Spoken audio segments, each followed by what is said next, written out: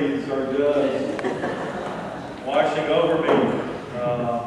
Look out and see so many familiar faces, and just as good to me to see unfamiliar faces. To be gone for 11 years and know that there are new people who have found this family of faith it warms my heart, just like seeing the people who are so dear to us. We're back in Baton Rouge now, delighted about that. Have most of the family here today. Ironically, Seth and his wife Leslie have moved back to Baton Rouge, but they're in Shreveport at a wedding this weekend. So he's not here, but he did call to find out what time we were eating lunch. So we know where his priorities are.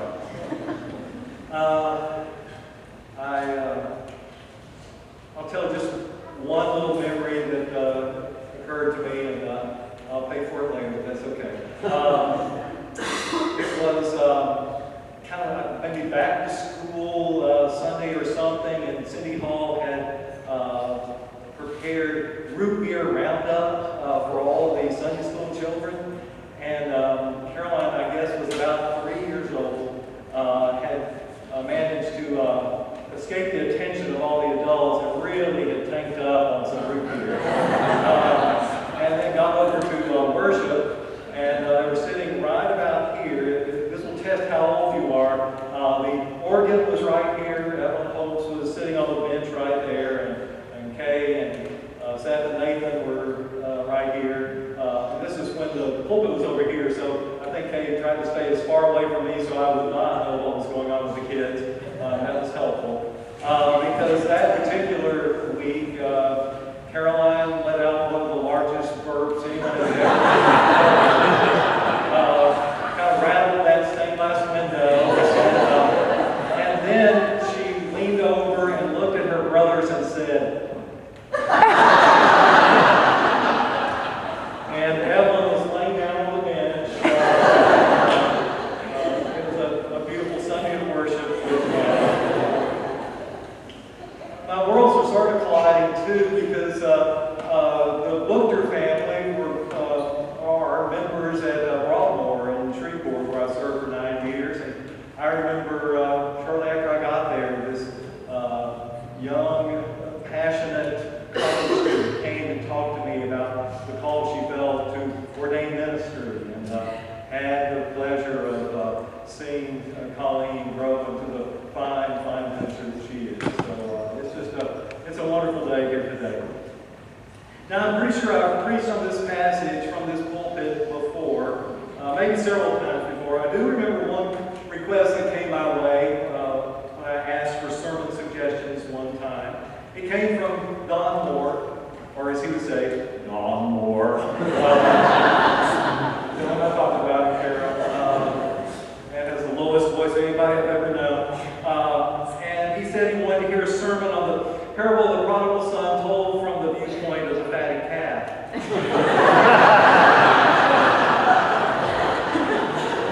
I don't think I ever did that.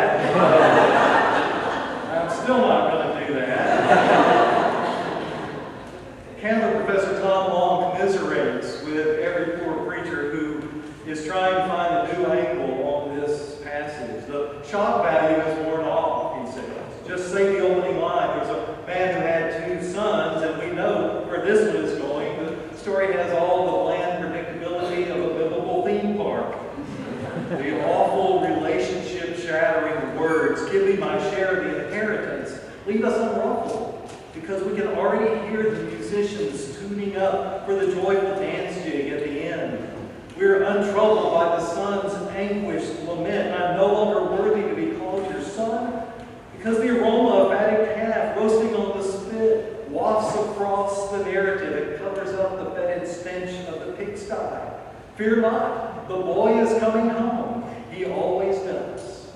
The road back from the far country is paved and well lit, and we have traveled it many times. We've come to call this the parable of the prodigal son. I'm not sure when it got slapped with that label. It's not really the best title for it, but we're stuck with it for now, I think. And so maybe we better clear up what prodigal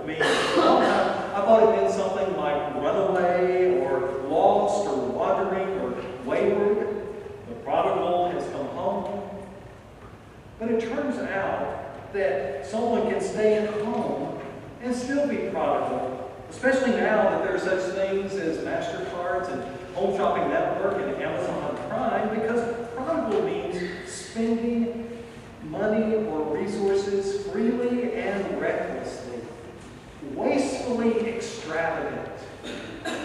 Prodigal. How do you feel about this parable? I have found through the years that folks have different reactions to it. Some will claim it's their very favorite scripture in all the world. And some will admit that, frankly, they have a few reservations about what the parable implies. The ne'er-do-well is the hero, and the hard-working, industrious, loyal son is left standing out in the yard, fuming, justifiably incensed, they might say, that the wrong boy got the party. So can we ask, what was Jesus trying to do with this parable? It comes in answer to criticism. This fellow welcomes sinners and eats with them. So is it to explain, to justify why Jesus does what he does? Scribes and Pharisees. Here's a little parable to fix your little red wagon. Criticize me, will you? Does it show us how God is? Or how we are to be with one another? Are we supposed to automatically relate to one character in the parable? Sometimes that's very clear. There were 10 virgins, 5 wise and 5 foolish. Pretty sure we're supposed to be the wise ones. Sower went out and sowed. Some of the seed fell on good soil. That's pretty clear. With this parable, I'd say that there are times in our lives when we perhaps play all the parts. The anguished parent who's been disappointed, waiting for some sign of return of the child coming back around. And maybe we know what it's like to not only be disappointed, but to be the disappointer, betraying the love that we've been shown. And maybe we know what it's like to be the good child, the dutiful one, doing what we know is right, and pretty sure that there is no justice in the universe. The foolish prosper, the wise and prudent get the leftovers in life. We can touch different parts of us, this prodigal parable. He welcomes sinners and eats with them. That's the charge. There is a Middle Eastern proverb from around this time. I saw them eating, and I knew who they were. Eating was a big deal back then. And your table company said everything about who you approved of and where you belonged. And we know something of that. What is the terror of every student who transfers into a new middle high school? Who will I eat with? The only thing worse than eating alone in the school cafeteria is to find yourself at the wrong table, where you don't want to be seen, where you find out you don't belong. I saw them eating, and I knew who they were. We have sayings like that. You're known by the company you keep. Birds of a feather flock together, which actually comes from a little nursery rhyme. Birds of a feather flock together, and so will pigs and swine. Rats and mice will have their choice, and so will I have mine. It's a concept familiar in every culture. Pigeon flies with pigeon. Hawk with hawk, say the Iranians. Rats know the way of rats, say the Chinese. And the Irish, one beetle knows another. And Jesus welcomed unclean beetles and sat down for a cheese buffet with tax collectors, those dirty, stinking rats. I suppose there are worse things you could say about someone than he welcomes sinners and eats with them. If you're trying to build your resume as a godly person, a prophet of God, you certainly had some explaining to do. Because those birds you're hanging out with at the feeder have some pretty unsavory, questionable feathers. So we get this parable of a father and 2 sons. I want to say 3 things about that. And I know what you're thinking. ever done a three-point sermon in all your life, what has happened? I think you can relax. This probably won't make it any clearer than it would have been otherwise. Okay? Three things. Which comes first? The pangs of conscience or the pangs of hunger? The apology or the appetite? Forgive me if I seem a little cynical, but this sudden change of heart really seems to be more a change of stomach. Listen to it again. He would gladly have filled himself with the pods that the pigs were eating, and no one gave him anything. But when he came to himself, he said, "How many of my father's hired hands have bread enough and to spare, but here I am dying of hunger. I will get up and go to my father, and I will say to him, Father, I have sinned against heaven and before you. I am no longer worthy to be called your son. Treat me like one of your hired hands." Please note that it did not say he came to himself and he said, "What have I done to dear old dad?" No, the help back home are eating better than I am. I will get up and I will say to him, blah, blah, blah, sin, blah, blah, blah. Treat me like one of your well-fed hired hands. I just don't know how sorry he really is. It doesn't seem to make a lick of difference how sorry the boy is. That's the second thing worth lifting up. The father goes to his son. While he was a long way off, it says, the father begins to sprint. You can't hear an apology through a pair of binoculars. Sorry, not sorry, sincere or sincerely starving to death. The boy never has a chance to say before he's in the bear hug of his life. Before there's a ring on his finger and bells on his toes and a smear of veal fat across his dirty face. For those who need to know exactly how sorry someone is before they can know exactly how much forgiveness to measure out, this is a completely unsatisfying situation.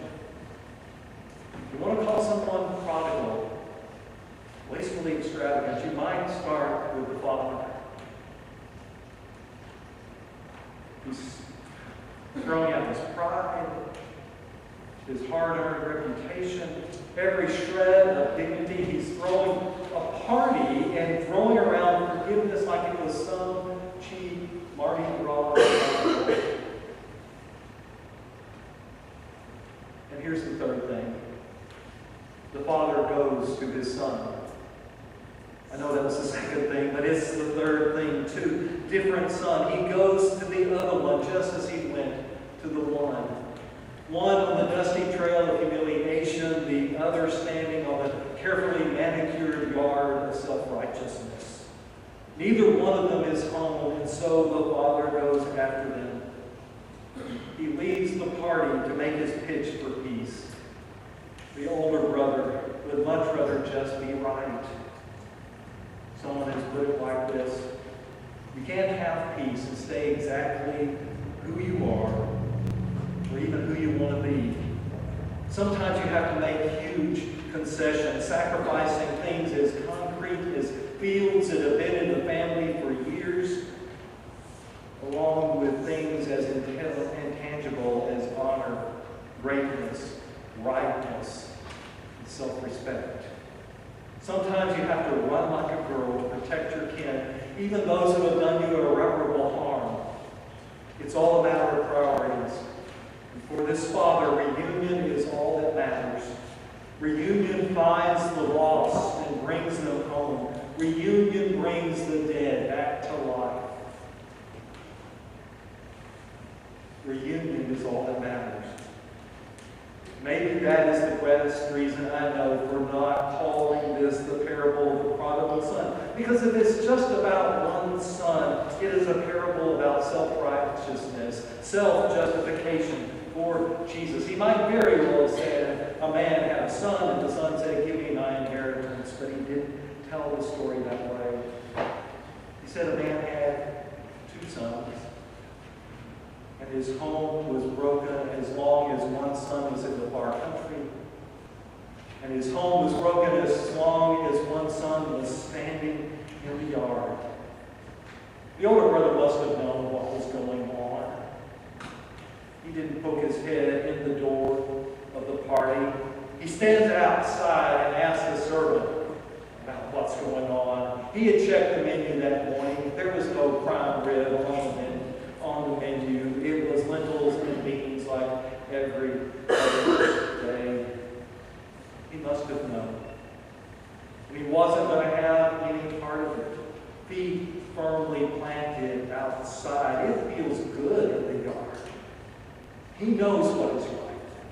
He had seen the worrying lines deepen on the old man's face as every week went by. He had felt the burden of double chores because he was the only one left at home. He's very clear. And the words rise up from him with an intensity that surprised even him. This son of yours. This son of yours. And the father is very clear.